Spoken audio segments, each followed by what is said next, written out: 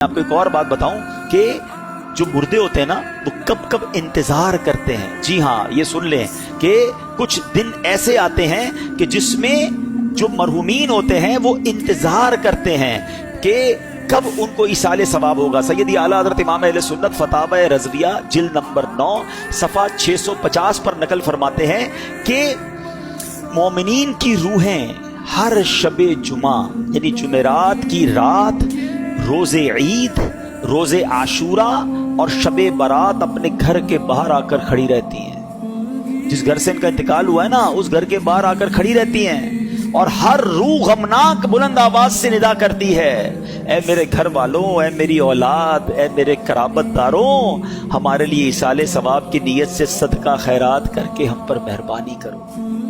अरवाह घर तक आ जाती हैं इन दिनों में कि कुछ हमें सदका करो, कुछ हमें सवाब पहुंचाओ। कैसी औलाद है जो अपने माँ बाप को दुआओं में भूल जाती है, कैसी औलाद है जो नेकियां। अव्वल प्रॉब्लम क्या, अब ये सारी बातों का पता है हल क्या निकलेगा कि औलाद तैयार कैसी की हमने। जो औलाद नमाजी ही नहीं है वो क्या इसाले सवाब करेगी।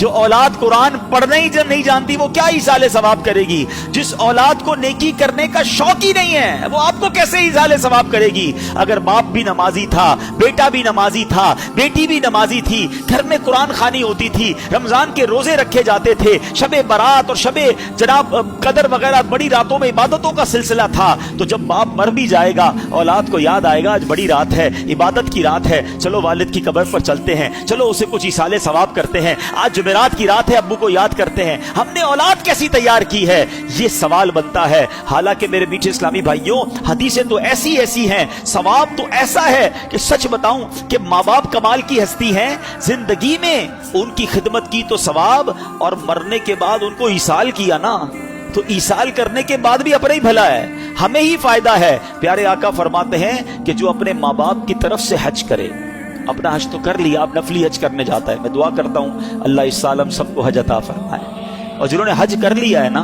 फर्ज अदा कर लिया है, अब माँ बाप के नाम का हज करना। क्यों?